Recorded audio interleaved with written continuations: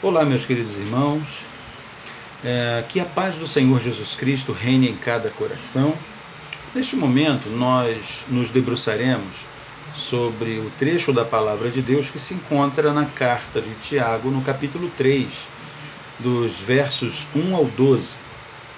Meus irmãos, muitos de vós não sejam mestres, sabendo que receberemos mais duro juízo, porque todos tropeçamos em muitas coisas. Se alguém não tropeça em palavra, o tal varão é perfeito e poderoso para também refrear todo o corpo. Ora, nós pomos freios nas bocas dos cavalos para que nos obedeçam e conseguimos dirigir todo o seu corpo. Vede também as naus, que sendo tão grandes e levadas de impetuosos ventos, se viram com um bem pequeno leme para onde quer a vontade daquele que as governa.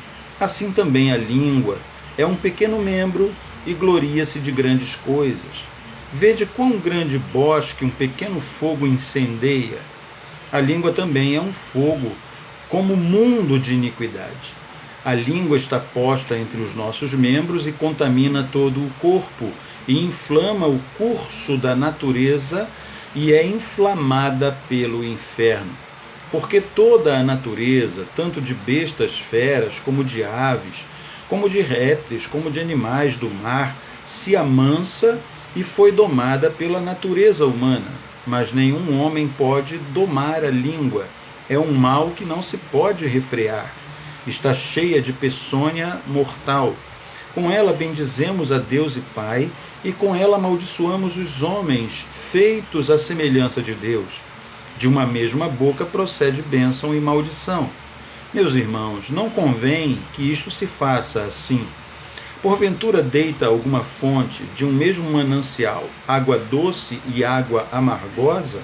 Meus irmãos, pode também a figueira produzir azeitonas ou a videira figos?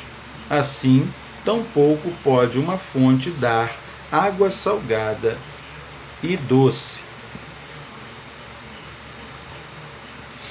A carta de Tiago é conhecida como uma carta, vou usar um termo aqui um pouco desusado, mas que inclusive vem da Grécia Antiga, que descreve o estilo literário da carta. A carta de Tiago é conhecida como uma carta de diatribe.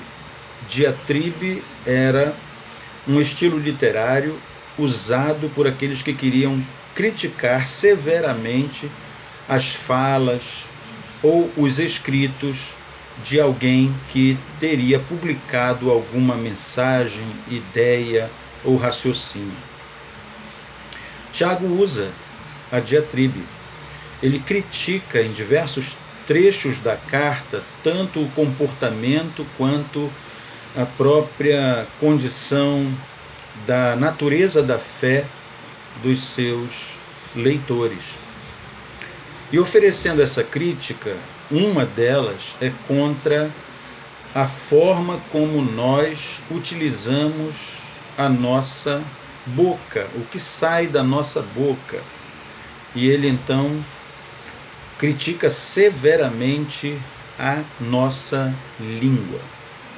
Nossa reflexão nesta hora é exatamente sobre o cuidado com o que sai da nossa boca. Este Tiago, que escreveu a carta em primeira mão, é o irmão de Jesus.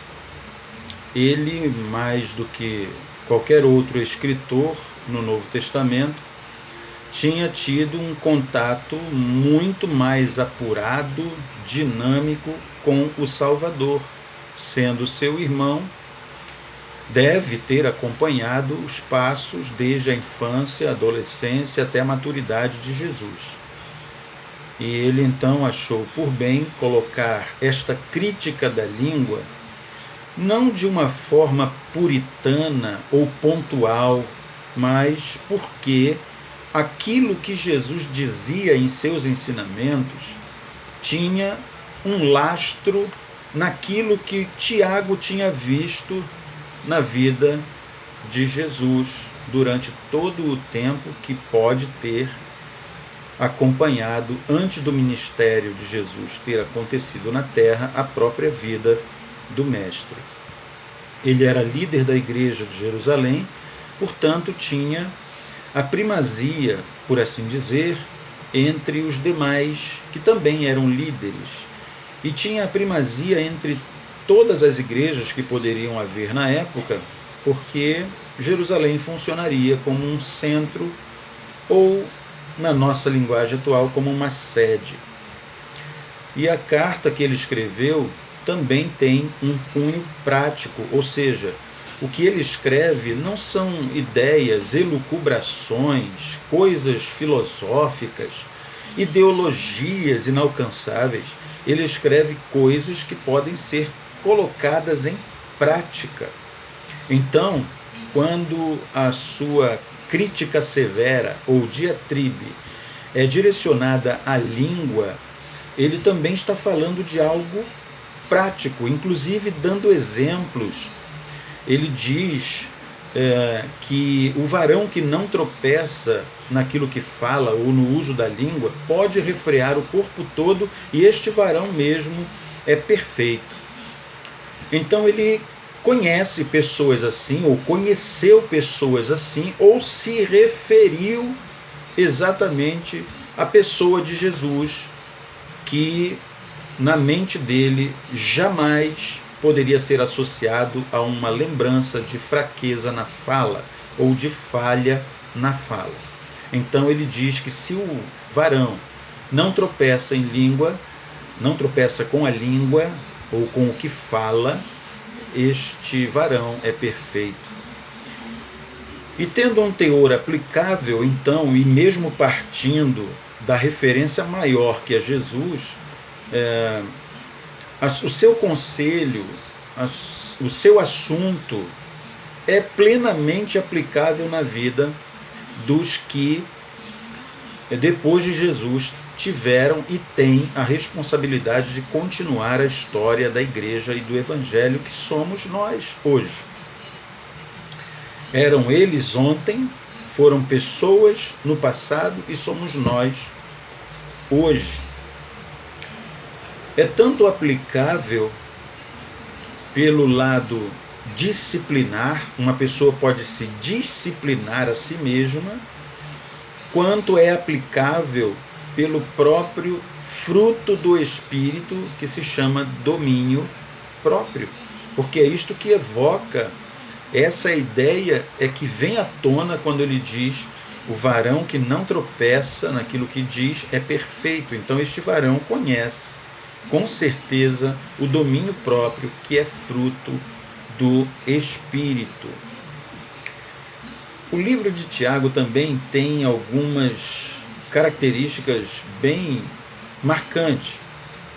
Ele é conhecido como o livro de provérbios do Novo Testamento, porque ele dá ideias que, em sua maioria, são como pensamentos, frases elaboradas, mas que, na verdade, pelo fundo prático, se tornam provérbios que são plenamente aceitáveis e são praticáveis.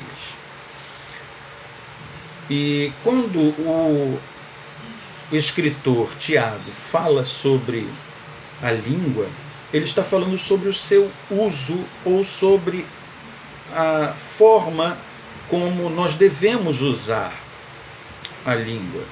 Ele quer não apenas com a sua crítica que as pessoas sintam-se constrangidas com o que já fizeram ou com o que já disseram, quanto ele deseja que estas pessoas possam praticar algo diferente e que glorifique a Deus.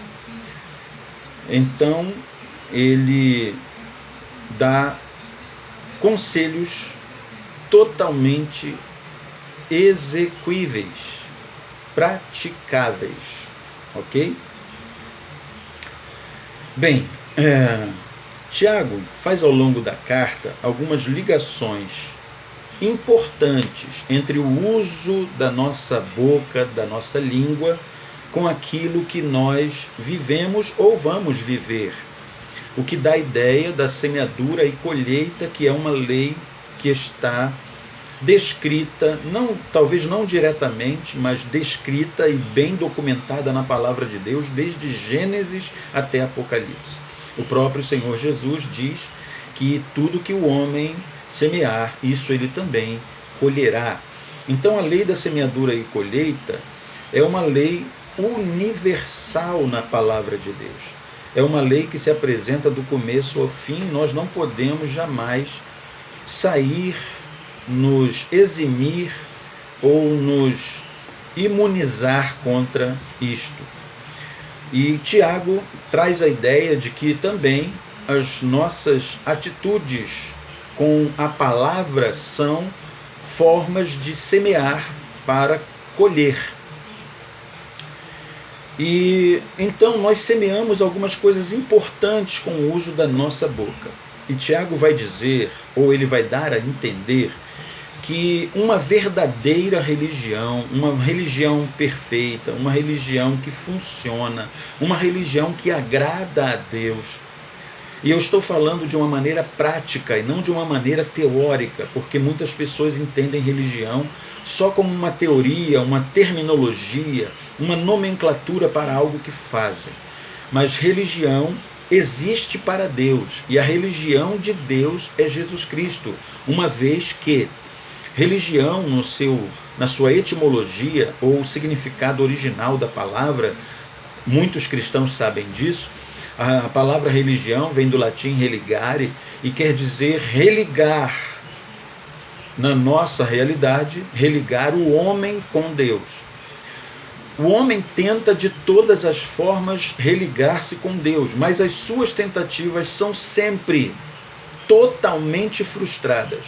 A única coisa ou ação que realmente providenciou uma ligação eficaz do homem com Deus foi a atitude do próprio Deus de dar o seu Filho único por amar a este mundo, para que todo aquele que nele crê não pereça, mas tenha vida eterna. Então, num sentido amplo, religião para Deus é Jesus Cristo. Então Tiago nos ensina, ou quer dar a entender, que a religião verdadeira, aquela que funciona, está ligada àquilo que sai da nossa boca, uma vez que ele tem que concordar, porque a Bíblia é uma unidade. Tiago tem que concordar, claro, com seus escritos inspirados, com o restante da palavra de Deus. E Jesus nos diz que aquilo que preenche o nosso coração, aquilo que enche o nosso coração, vai sair pela nossa boca, vai sair pela nossa fala.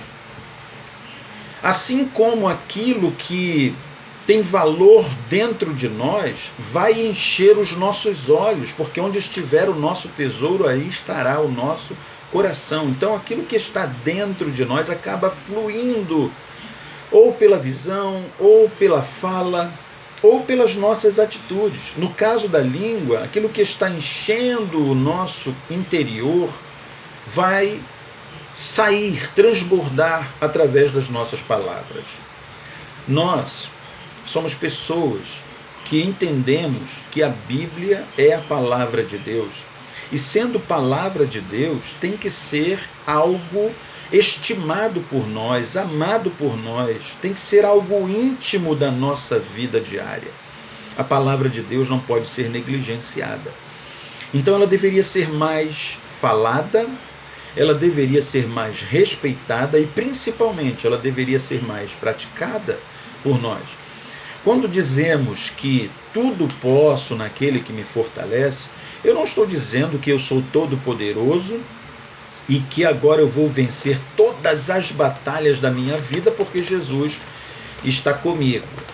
Algumas batalhas vão ser perdidas e não é culpa de Jesus, não é por fraqueza de Jesus ou por sua omissão, porque para Jesus as nossas frustrações, as nossas fraquezas e as nossas falhas, junto com os nossos fracassos, também fazem parte do grande ensinamento de como desejar ser mais parecido com Cristo. Nós não devemos desejar ser falhos e fracos, mas as fraquezas que nós manifestamos e as falhas que nós repetimos muitas vezes, elas têm que nos fazer desejar mais a Jesus. Então, esse versículo, ele simplesmente diz uma coisa que as pessoas não atentam, é que no meio da provação, eu tenho que me mostrar firme para as pessoas lá fora poderem saber que existe um Deus na minha vida. Na hora que a tristeza bater à minha porta, através de uma perda, através de um insucesso, através de um cerceamento de direito, ou através de uma tragédia pessoal, emocional, familiar, as pessoas lá fora têm que saber que eu estou aqui, crendo que todas as coisas contribuem para o bem daqueles que amam a Deus. E, claro, sendo humano, eu posso manifestar a tristeza por causa disso, mas jamais o desespero e a derrota. Se nós dizemos que os mandamentos se resumem em amar a Deus sobre todas as coisas e o próximo como a nós mesmos, como então queremos amar a Deus sem obedecê-lo? Como queremos amar a Deus estando distante da igreja que é de Deus, ou nos afastando daquilo que pode providenciar e produzir edificação para nós através da comunhão da igreja? E como podemos amar aos outros de verdade com o amor de Deus quando tudo o que nós fazemos é reagir com o que os outros, contra o que os outros fizeram para nós? Se alguém vem e pisa no calo de alguém, a resposta é imediata, 3 pedras na mão. Se alguém ofende, a ideia é, me ofendeu, será ofendido. Se alguém vem e faz uma injustiça, pode esperar que o seu dia também vai chegar, a vingança toma conta do coração. A gente, claro, não pode se colocar numa posição passiva de que todas as pedradas do mundo eu vou receber e aceitar, ou vou até mesmo dizer para o mundo, jogue pedras em mim. Claro que não. O crente não é saco de pancadas. Mas se você está servindo a Deus e já fez tudo o que Deus te mandou, e agora está recebendo força contrária, está recebendo resistência, está recebendo coisas que você não planejou, através de quem você menos esperava, às vezes, não se ponha como juiz desta pessoa. Pois nem Jesus na cruz, nem Estevão, quando recebeu as pedradas, colocaram culpa naqueles algozes que os maltrataram. Eles perdoaram. Eles colocaram nas mãos de Deus a vingança. Eles colocaram nas mãos de Deus o juízo. Então aquilo que nós falamos tem relação com a nossa religião verdadeira. Se a minha religião é verdadeira, eu falo de Jesus naturalmente. Eu não omito Jesus. Se a minha religião é verdadeira, a linguagem que esse mundo ouve sair de mim é uma linguagem que exalta a Cristo. Ninguém pode dizer que mantém uma religião verdadeira xingando, falando palavras de baixo calão, maquinando coisas que desonram a Cristo, ou se juntando com pessoas que murmuram contra pastores, governos, autoridades, condições de vida. A religião verdadeira vem produzir em nós palavras que agradam a Deus.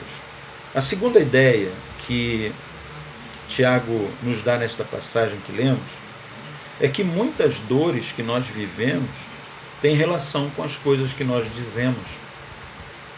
As pesquisas científicas já atestaram que um bebê dentro do útero de sua mãe consegue sentir, ouvir, provar o mundo exterior através das emoções e de tudo o que a mãe experimentar. E até mesmo aquilo que a mãe falar. Os bebês reagem. Eles também conseguem, de alguma forma, internalizar isso as pesquisas científicas já demonstram resultados nessa área. Quando uma criança, por exemplo, alcança 7 anos de idade, ela já recebeu na sua vida cerca de 2 milhões de nãos. Eu não sei quanto a você, mas isso parece uma lavagem cerebral. Talvez hoje, com essa geração atual, a permissividade já tenha diminuído bastante ou eliminado de vez esta prática, mas quem é da minha geração sabe as dificuldades que os nossos pais tiveram, e muitas dessas dificuldades limitavam seus recursos para nos darem, para nos presentearem com alguma coisa. E nós recebíamos muitos nãos. Haviam pais tão severos que os seus nãos eram dados até por olhar, por uma torcida de beiço. Nós recebemos muitos nãos de várias maneiras. E até os 7 anos de idade, uma criança já recebeu 2 milhões de nãos. Queridos, como fica o raciocínio desta criança? Como fica a credibilidade desta criança? Como fica o amor próprio dessa criança? Como fica a autoestima desta criança? Pare para pensar. Nós temos praticado palavras que exaltam a Deus, que edificam a vida, que trazem esperança, ou temos repetido palavras que só servem para nos colocar para baixo, para trazer desesperança? Eu não posso, eu não consigo, não é para mim, todos têm, mas eu não. Nós fomos feitos para plantar. E se algumas dores que nós vivemos têm relação com o que nós dizemos, nós devemos plantar sementes boas com as nossas palavras para podermos colher vitórias grandiosas também. Claro, essa ideia de que a palavra tem poder, essa ideia é mais triunfalista do que bíblica. Não são as palavras que têm poder, mas, porém, entretanto, as palavras condicionam a nossa mente para viver o que elas expressam. Se uma pessoa fica falando que não pode durante muito tempo, eu não posso, eu não posso, eu não posso, daqui a algum tempo, se você encontrar esta pessoa, ela vai continuar não podendo, porque ela se retroalimenta dessa ideia. E daí nasceu a ideia de que as palavras têm poder. Ora, se as palavras têm poder de uma forma fortuita, então diga agora, ganhei 2 milhões de dólares para ver se acontece. Não, as palavras não têm poder. As palavras nos conduzem para viver aquilo que elas estão expressando. Se você está dizendo que pertence a Cristo, que você habita no esconderijo do Altíssimo, que você tem Deus como o alvo da sua vida, que você está olhando para Jesus como autor e consumador de sua fé, você vai prosseguir nisso o tempo inteiro, porque isto é o que está enchendo a tua ideia. Mas se você diz, não posso, não vou, o diabo é mais forte, o mundo é muito poderoso, você vai, daqui a 20 anos, estar numa situação triste, infelizmente. Plante agora sementes boas com a tua palavra, porque para Tiago, a ideia é de que as dores que vivemos têm relação com as coisas que dizemos. E a terceira ideia que Tiago dá na passagem que nós lemos é que as coisas que falamos, elas têm aprovação ou condenação da parte de Deus. E isto é um fato. Jesus falou que nós daríamos conta até das palavras frívolas que dissermos. Então nós temos que vigiar muito sobre a nossa boca, queridos.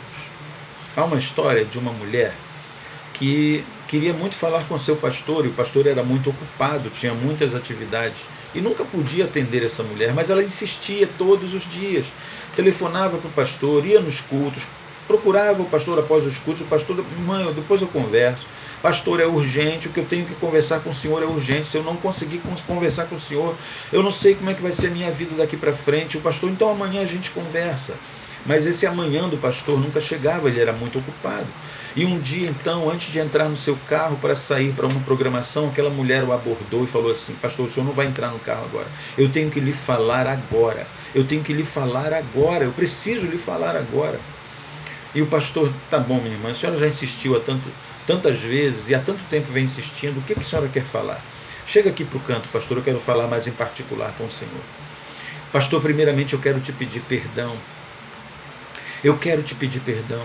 Eu falei: mas por que, minha irmã? A senhora está sempre no culto, sempre ouvindo a palavra, às vezes até contribui aí com o serviço da igreja. Por que eu tenho que te perdoar, pastor?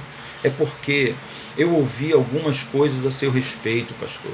Mas isso não tem problema nenhum, irmã. Ouvir coisas a meu respeito, sempre as pessoas vão falar, até mesmo daqueles que não têm evidência se fala, quanto mais daqueles que têm. Então não tenho nada que perdoar a irmã. Tem sim, pastor. Sabe por quê? Perdoe, pastor, porque eu já orei a Deus para que Ele queime a minha língua. E eu quero te pedir que o senhor ore pela minha língua. Por quê? Por que, irmão, eu tenho que orar pela sua língua? Pastor, eu recebi aquelas informações e não canso de passar para frente porque eu percebi que sou uma fofoqueira. Olha, meus irmãos, foi uma surpresa para aquele pastor. Foi uma surpresa alguém ter confessado um pecado que raramente se confessa. Quem quer ser visto como um fofoqueiro, como um paurador, como alguém que, na linguagem popular, se tornou uma candinha, um leve trás? Mas aquele pastor ouviu da sua ovelha essa confissão e orou com aquela mulher, e orou para que a sua vida fosse renovada. Aquela mulher resolveu dar um ponto final naquela prática ali, confessando o seu pecado, para que ela mesma se constrangisse com a sua confissão e vigiasse mais as palavras que saíam de sua boca. Irmãos, talvez não seja fofoca, mas seja maledicência. Talvez não seja a maledicência, talvez seja a murmuração. Talvez não seja a murmuração, talvez seja o negativismo. Talvez não seja o negativismo, talvez seja a linguagem chula. Talvez não seja a linguagem chula, talvez seja a omissão daquilo que é santo na sua boca. Eu não sei qual o problema que você tem que estar levando até Deus e confessando, mas uma coisa é certa: enquanto nós não consertarmos a nossa língua, nós não teremos aprovação diante de Deus, porque nós dependemos da aprovação de Deus para que as nossas sementes também possam frutificar. E Tiago nos dá todas essas ideias. Eu espero que a sua vida tenha sido alcançada por essa palavra e que você tenha o compromisso diário de usar a tua boca para glorificar a Deus. A língua é um mal incontido, diz Tiago, e ela é alimentada com o fogo do inferno. O apóstolo Pedro ainda era discípulo de Cristo e confessou: Jesus, tu és o Messias, o Filho de Deus. E Jesus o elogia dizendo: não foi a carne e o sangue que te revelou isso, mas o Pai Celestial. Pelo Espírito Santo te revelou. E pouco tempo mais tarde, apenas poucos instantes mais tarde, Jesus fala para os discípulos que ele vai para Jerusalém e lá ele será preso e morto pelas autoridades. E Pedro se lança na frente e diz: não, o Senhor não vai, não. Instantes depois de ter sido elogiado por Cristo, Pedro agora é repreendido severamente e Jesus diz com toda a autoridade: para trás de mim, Satanás. A mesma boca que abençoou foi a mesma boca que quis fazer a perdição do ministério de Cristo. Não sejamos assim. Vigie sobre aquilo que você fala, porque nós temos que ter cuidado com o que sai da nossa boca. É nossa responsabilidade. Não transfira a responsabilidade que é sua para as mãos de Deus. A sua verdadeira religião está ligada com o que você fala. Muitas dores podem ser dirimidas na sua vida ou anuladas na sua vida, dependendo daquilo que você diz. E você pode obter a aprovação de Deus com aquilo que você confessa. Que Deus te abençoe. Em nome de Jesus. Amém.